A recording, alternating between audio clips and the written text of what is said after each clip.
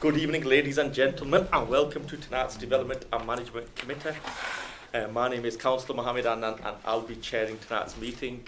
Just before we do begin, let's just do a little introduction of everyone on the table. I'm Emma Barker, I'm the Legal Services Manager and the Legal Advisor to the committee. Neil Watson, Planning Officer for the evening. Ashley Cliff, Councillor for Horsfield and Woodside. Sarah Coburn-Price, Councillor for Bournemouth and Coleridge. Councillor Richard O'Connor for Ryan. David Whitline, Councillor for Ely and Coats Wards. Councillor Andy Bell for Library. Sir John Dunlop, for Councillor Yassik for Councillor for Bradfield and Region. Councillor Van Tennant, Councillor for Marsden and Southfield. Councillor Fraz Ahmed, Councillor for Walden and Whitefield. Joanne Eccles, the Committee Administrator for the Council. Thank you very much. Does any councillor have any interest he or she wishes to declare? Not an interest, but can I give apologies to Councillor Mick Strickland? Thank you very much. Could we please approve the minutes of the last meeting, which was on the 19th of August? Could we have a seconder for that, please? I'll have to second that. Thank you. Moving on to planning applications. First planning application is 25/0245/FUL, erection of a detached annex within the rear garden at 269 Barkhouse Road, Nelson. Chairman, we deferred this in the last meeting. I know we have got one speaker, but Oh, sorry. yeah, okay, I thought you quickly wanted to say I was something. going to speed things along and move approval. So we'll bring our speaker in first, Yeah. please. David Dean, please. Hiya. Good evening to everyone, ladies and gentlemen. My name is David Dean, and I'm on behalf of my son here today for this planning, which is Neil Watson asked us, to admit the planning for the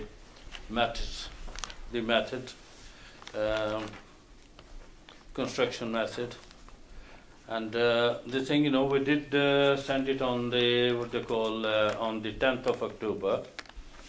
That was constructed method statement, which he asked. But the thing, I don't know he put it in for this one or not, because the thing, is supposed to be in this meeting, that should be covered as well. So I hope that was already included. And that's the only things he required, which will be provided. I hope there's no anything else. That's fine. Councillor Whip. Well, Chairman, can I move the recommendation, which is to approve with conditions? Thank you. Councillor Yassik. Thank you, Chair. Chair, yes, I think this obviously came last time. It was adjourned from the last meeting. Now, I see obviously it's recommended for approval. Just coming back on to what David was saying, I think you might be referring to paragraph 9, Neil, about this method statement. I think it looks like quite a standard thing where that's what council requires. Has that been submitted? What's the position? Chairman, it should say in accordance with the method statement, because they have submitted one which is acceptable. So it's not prior to it. So that's been submitted. It's been received. Yeah. And there's no issue with that method? Have you moved that for approval? He did, yeah. Yeah. He I'll did. second that. Thank you. And you, yeah, Councillor Just Coburn-Price. checking, thank you. Just checking with Neil, and I'm sure that this is the case, but condition 6, I'm guessing that deals with the paragraph on page 5. The applicant has erected a large fence separating the house from the proposed annex. That is inappropriate and unlawful form of development. Yes. There's that enormous fence which looks, But 6 deals with that. yeah, that's what it's there for. Okay with that, yeah. Are we good to move to the vote? Yeah. All those for approval? That's been approved. Thank you very much. Second application is 25/0424/HHO, erection of a rear extension at 224 Carlton Street. Do we have any speakers on this?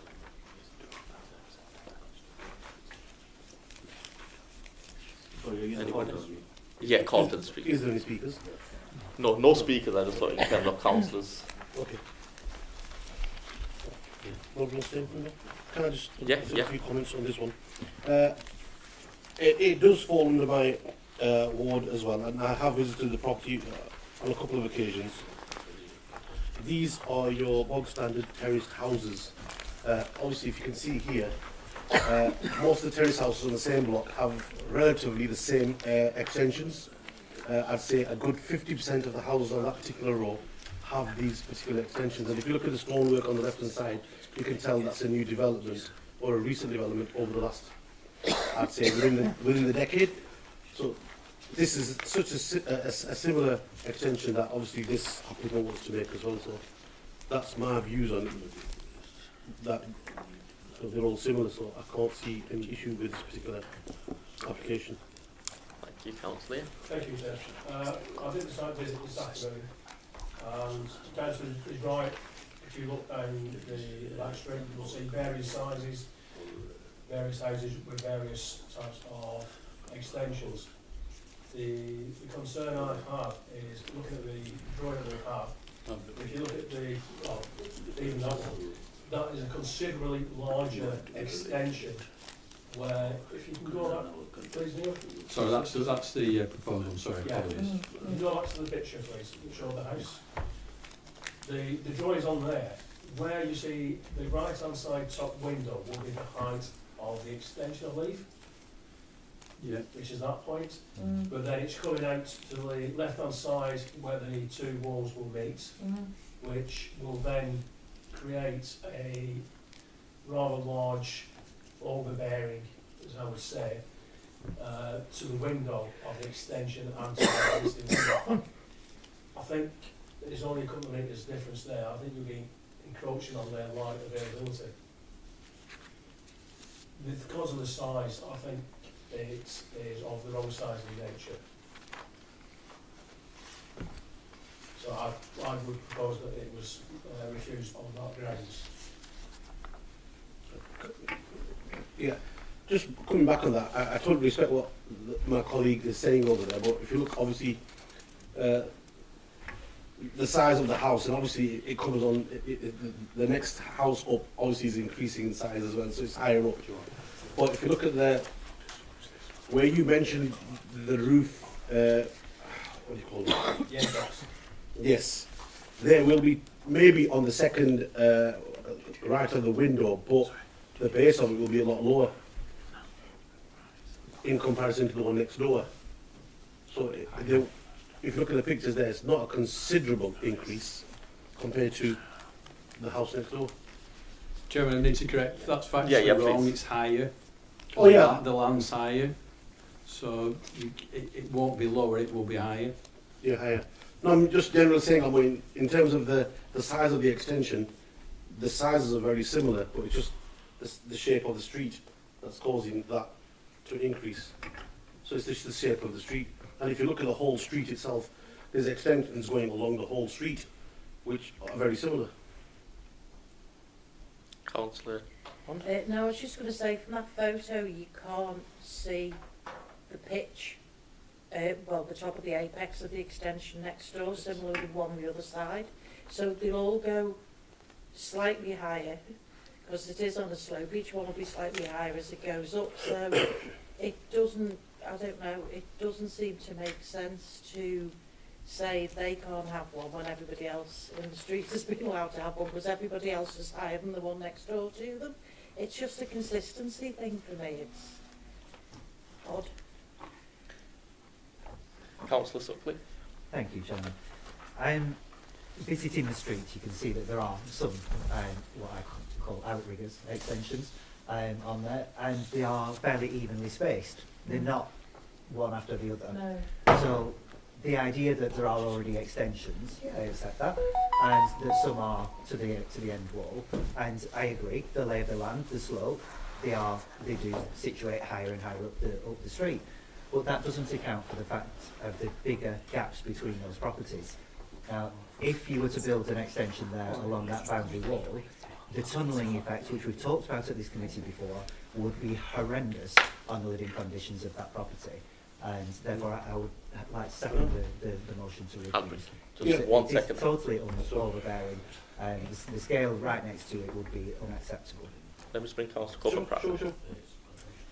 So I was going to use the word tunnelling effect because you can imagine if we could go back to the picture, Neil, how recessed that window would be on the back wall of the Queen House. It would be in the darkness. And we have been in this position before at Cone Area Committee on a couple of occasions whereby if only it had been the house next door that wasn't on the prominent corner, or if it only had been the one that had been on the lower ground, or whatever, for that particular position, it has a bad effect on the next door neighbour. So it's not a matter, I totally get your point, Yvonne, about the equity of the other people higher up the street. I took a picture of the whole street. But it's not that. You have to look at this situation and what it's doing to that Queen House. And you can't get away from it, really. It could be that 5 doors down is perfectly reasonable, but it's not in that location next to that neighbour. And that's what we have to protect. We have to protect that person. And the officer's report's really clear. Oppressive impact on the living conditions of the neighbour and would be overbearing and unacceptable. You know, it's a damning thing. So my views are very, very plain here. We have to be fair to those people in that house. Yeah, okay. Thank you, Chair. Chair, can I just ask one or two questions of Neil? Yeah. Firstly, in terms of extensions, I wasn't decided. I'm just being shown the Google Maps stuff rather than got it here. During that extensions, were they permitted development or were they actually applications for extensions? I haven't researched them all. I've got to say with that. So, and I don't know historically where they come from. Some of them they look of an era. I've got to say. They look quite similar, yeah. And the other question, Neil, was in terms of it seems that the main issue is the height. That's causing the overbearing impact. Is that right? Well, it's as Councillor Coburn Price and Councillor Sutcliffe, it is really narrow there. There's no. Some of the backyards have wider gaps in there. This is really narrow. The height differential doesn't help it, obviously, because that exacerbates that.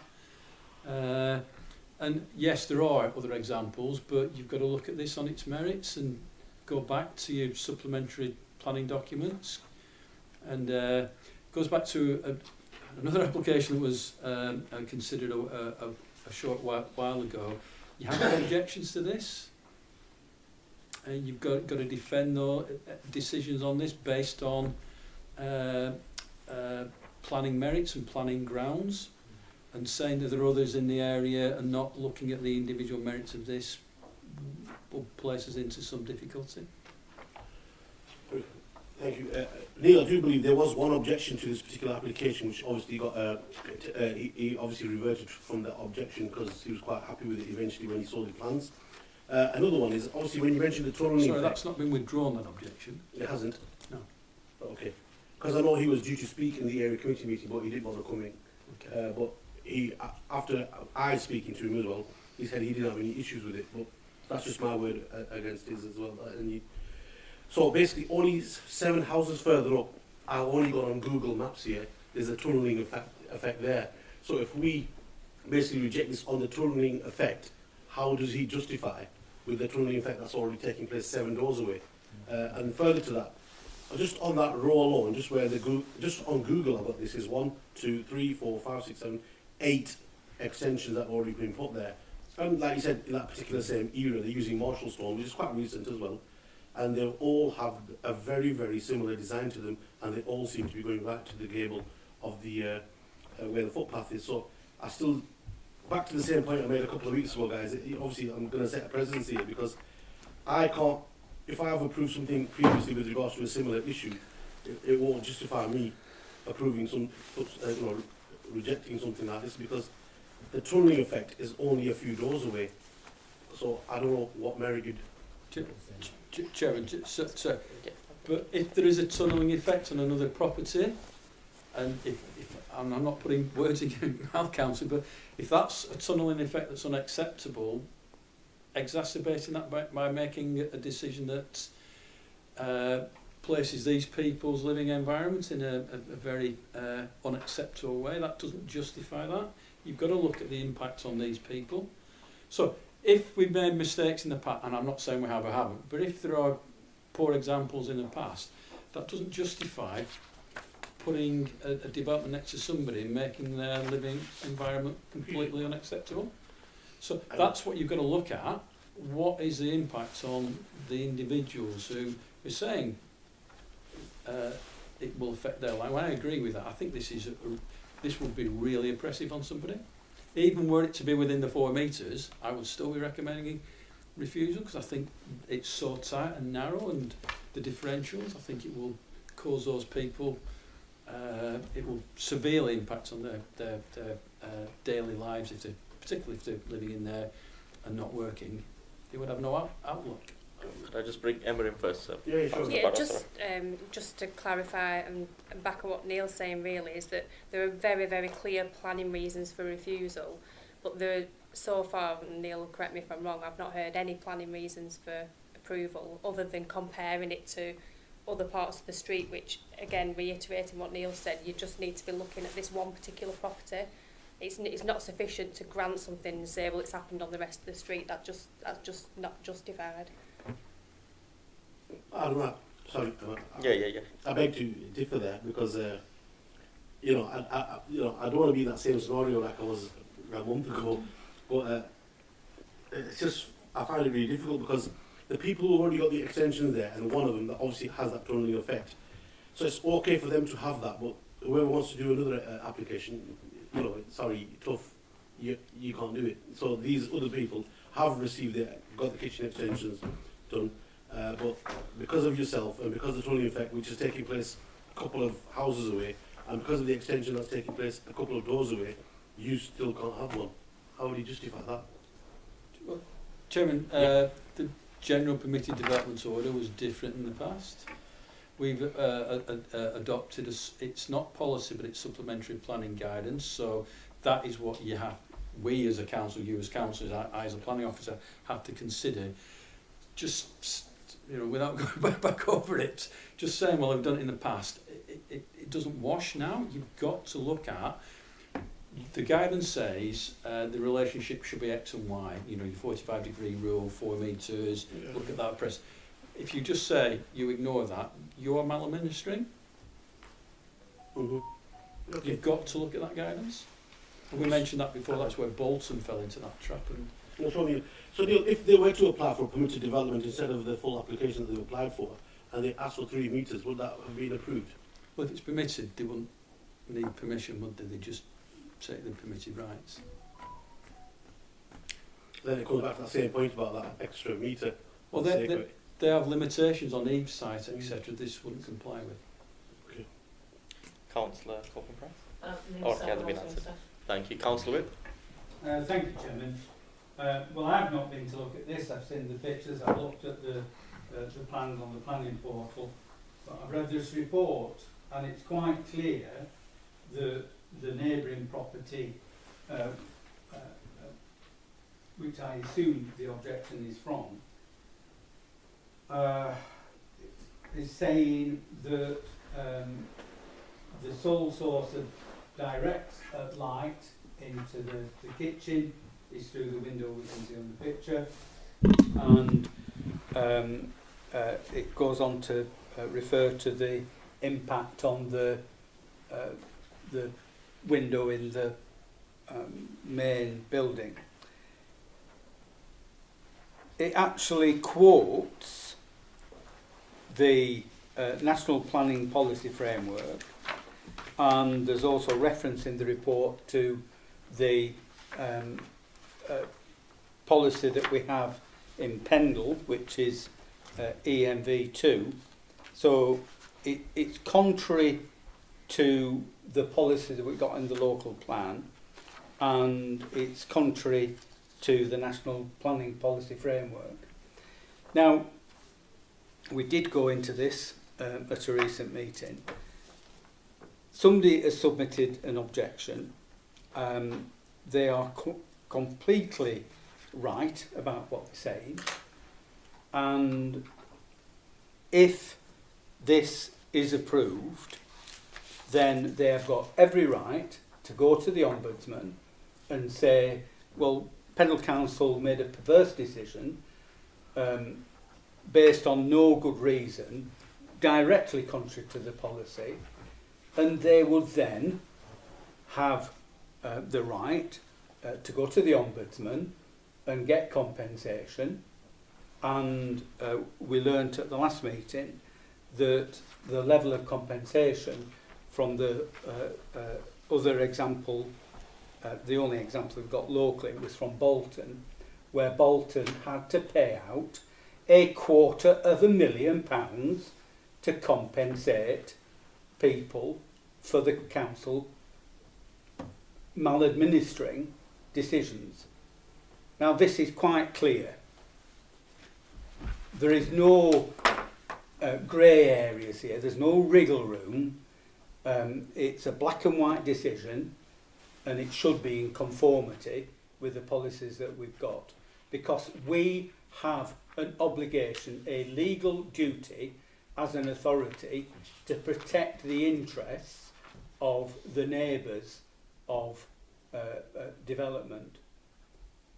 So if this committee votes in favour of this, we're flying in the face of our policies, we're flying in the face of the law of the land, and we are leaving this council wide open to claims for maladministration that could cost us hundreds of thousands of pounds.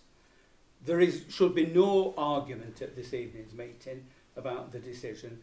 I fully endorse the refusal for the grounds set out in the report, which talks about the unacceptable impact on the living condition of the occupiers of the adjoining property. So I hope people will consider this very carefully before they vote. Councillor, you want, please? Hey, yeah, forgive me, Neil, but I'm feeling slightly confused now. When Councillor Bell and myself went up this afternoon, I could have sworn that you said there was no objections from the neighbours on this, and then suddenly people are mentioning objections. So I'm a little bit bewildered. There's a conversation. I said I didn't know whether there was an objection. I go back and check. Right. Okay. I couldn't remember at the time. Councillor, what I'm saying quickly over it. Like Farah said about the neighbour has withdrawn it. Right. I heard from the neighbour as well that he was going to email. I don't know if he has or not. It doesn't matter. You don't need an objection to refuse. This isn't a planning system. Isn't a voting system where neighbours decide whether you as an authority make or refuse something. It's based on the planning merits, and your merits are judged against your policies. So, well, I hope it wouldn't, because you should be basing this on the merits. Well, that person could move out tomorrow. And who knows why they withdraw objections anyway. So it shouldn't make any difference, Jim. Great over that. Any other speakers? Right, as let's move on to the vote then. As set out in the report for refusal, all those for the refusal.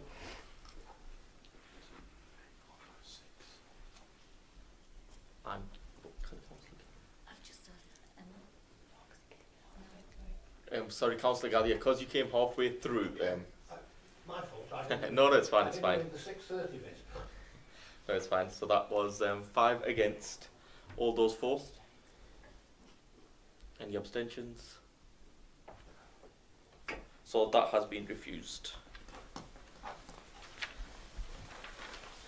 Third application is 25/0519/FUL, change of use of ground floor C3 dwelling to shop use class E at 30 to 32 Crawford Street, Nelson.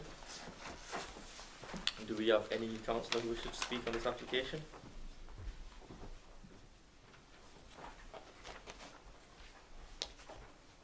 Was your hand up then? Sorry, councillor. Yes.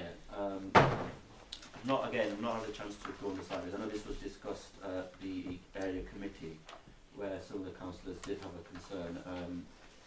Just looking at I've got the site in front of me. So this was before, wasn't it? It's a change of use from CD dwelling to a shop. And Neil, sorry, I'm just having a quick look at the report just before we came in. The main issue obviously is the town centre, the location of it is outside of the town centre.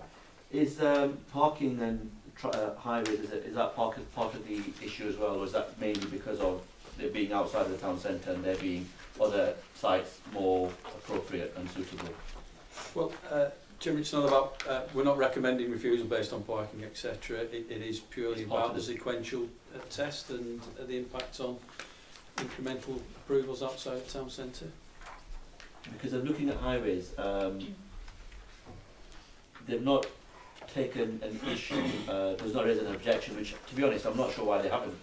Because that should be, looking at the sign, and I'm not familiar with the area, parking's an issue. I mean, it's not my ward, but I know the residents, some residents around there have complained about parking, and I think that should have been an issue. And I've said this before to this committee, I often disagree with what highways say, because sometimes you think, well, actually it should be an issue, and they say, well, that we've been there and it's not an issue. But, Chair, I think it's down for refusal. I can't, having been at the last area committee and some of the ward councillors raising an objection, it's down for refusal, Chair. I'm not sure what is, I won't move anything, but I'm not sure what his comments are opposite or the colleagues, but I think that there is some merit in the reasons for refusal, although I'm not suggesting that we should include highways as one of the issues of parking, but I think certainly that should be something which ought to have been done. But as I say, I'm not suggesting that that should be part of the reasons we refuse. I accept what it says, that it's the sequential impact test, which is why that's the main reason for refusal. But we'll be interested to hear what the colleagues say before I suggest to move anything.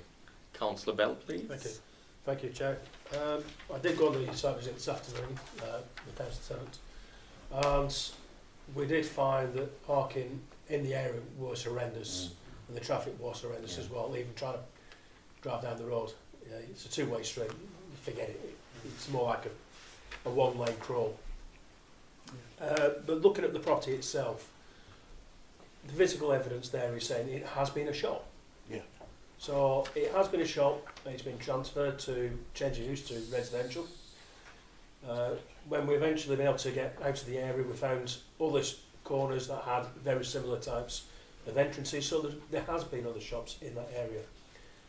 Now, where we were parked up, I think diagonally across the junction, there was another shop that was open. Rapid food, I think. Takeaway, yeah. Is it a takeaway? Yeah. So with the takeaway, then it's going to be busy anyway with traffic, which I agree with. But the only thing that question we were trying to ask was, what kind of class is it going to go for? Is it going to be a food shop? Is it going to be a grocery shop? Is it going to be a takeaway? But there was nothing to actually say what they wanted to do apart from change it to a shop. The sequential test, it's not that far, like you say, it's not far from the town centre boundaries, but are you looking at, encouraging growth within the town centre, or are you looking at letting it spread further afield into residential areas which are highly congested?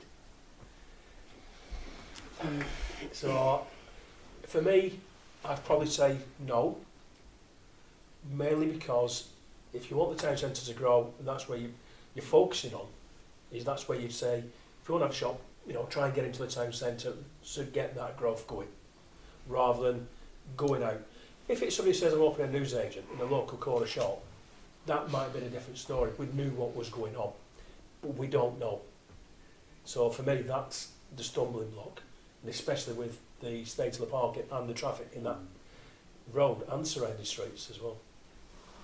That's me. Thank you. Councillor Corbyn-Price, please. Ash and I also went this afternoon, but we went in the opposite order. We actually passed you, and we didn't hit any of the traffic that you hit, so who knows? But it's, although you've given lots of reasons there, it's just much more simple than that. It's just paragraph 95 of the NPPF insists on a sequential test. That's it. It's as simple as that. But I would also note that the government's given 45 million to boost Nelson Town Centre. And you, as Nelson councillor, some of you, should be doing everything to support that and to make Nelson more successful. And allowing it to sort of splurge a bit isn't what you should do. You should concentrate it so that you're concentrating the visitors and the footfall, sort of going back to my O-level geography field trip, and by using the word O-level, I'm showing how terribly old I am as well. So I just feel that that is what you should be trying to achieve, but really, this case just centres on just the very last sentence of this officer's report, just before it says recommendation refused. It says it's quite clear what should happen. The applications that do not have a sequential test, when they should be refused. There it is. All the stuff that comes before it is just setting that up. Thank you, Councillor Sutcliffe. I think Sarah's pretty much said what I was going to say. Essentially, it's quite clear there in that last paragraph about the sequential test. But it's important that town centres have that boundary. It's important that activity is concentrated. It's important that they're protected and looked after, and that's why you've got that sort of investment in Nelson to boost that. And with the new development that you've got, I mean, you desperately need your businesses to be in that town centre and not spread out across the rest of the town. Over 10 years ago now, when we had Paul Collins as an officer here, I remember having a conversation about the differences between Colne and Nelson town centres, and he said one of the major issues with Nelson is it's too big. And I've never really thought about it, but it is it was and is a sprawling town centre. It used to be such a bustling town centre, and it's kind of the activity of what happens now has kind of shrunk. And so it needs that support. It needs to have that concentrated centre and that epicentre of activity. And operating as a high street retailer, I understand that need. Of footfall and activity within that area to generate business. And having something situated outside of that, it just won't work.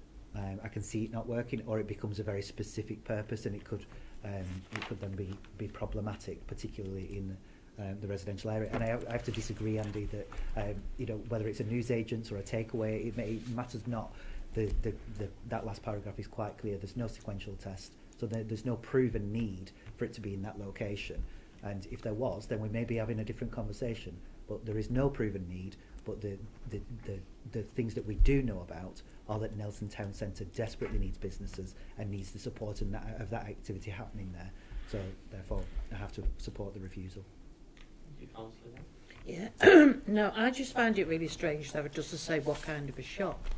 I think corner shops are great. I will always support corner shops, because if corner shop stays open till 9:30 at night and you're round the corner and you need a light bulb, you're not going to walk all the way to Morrison's or B&Q, whatever, to get a light bulb at that time of night, whereas you might nip round the corner to get one. However, I don't understand why it doesn't say what kind of shop. If it was a vape shop or a dessert shop or something, then no. But so I really wouldn't know which way to go on this one, because it's a bit of an odd thing, and without knowing what kind of shop it wants to be, then there couldn't really be a sequential test, could there? Do you know anything about what type of shop? I've not read anything that says that. No. Yeah, thank you, Chair. That was one of my things, actually. I mean, I agree with what's been said by the colleagues, in particular Councillor Bell, about the parking and the highways point. I'm glad that we're on the same page and the same experience. In terms of there not being a specific detail as to what type of use this shop is going to be, then I think it would probably be unsafe for us to go against the recommendation for refusal, given that it could be anything. As I say, if it was a corner shop, then that perhaps personally might change my view, but we don't know what it is. And perhaps the applicant should have given more detail. I'm not sure if that was asked or whether we need to ask, but I think that it's something which is crucial, because we shouldn't then second guess as a committee as to what it could be. Given the concerns and issues I've raised previously, I think that refusal on this application is perhaps the only option, in my view, that this committee has. So I would support. I'm not sure if it's been moved or seconded, but I would, if it hasn't been, I move for refusal. Thank you, Councillor Barron. And yeah, just wanted to highlight a couple of points. One, coming back into the town centre, I know we always seem to state sequential tests regularly, because there's a couple of applications that I wanted to really talk towards over the last several months, but I think the sequential test always kicked in, which is fair dues. I can understand that as well. But in terms of the town centre, you know, this is my opinion once again, just for the record, what a shambles of a plan. But that's what it is. We struggled with a supermarket, which was the Home Bargains, the Food Giants, the Tesco's, the Quick Save, etc., etc., and yet we're throwing another supermarket into town.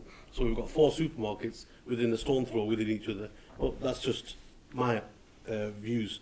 Further to that, the only thing I wanted to say here was, Neil, obviously it does look like a shop though, doesn't it? So would there be nothing in terms of supporting that particular reason? Just a general question.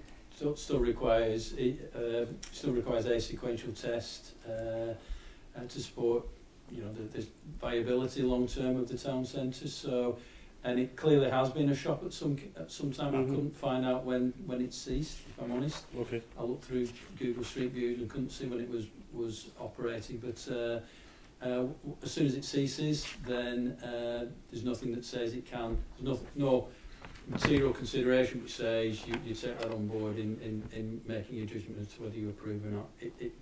As soon as it's not a shop, it then requires a sequential test. Because either way, whichever shop it would be though, this is just from my opinion, I know there's a lot of highway issues on that particular area, because parking is absolutely, it's chaotic, especially during rush hours or school pick-up or drop-off times. It's just absolute chaos around there. So whichever shop it would be, it cause issues.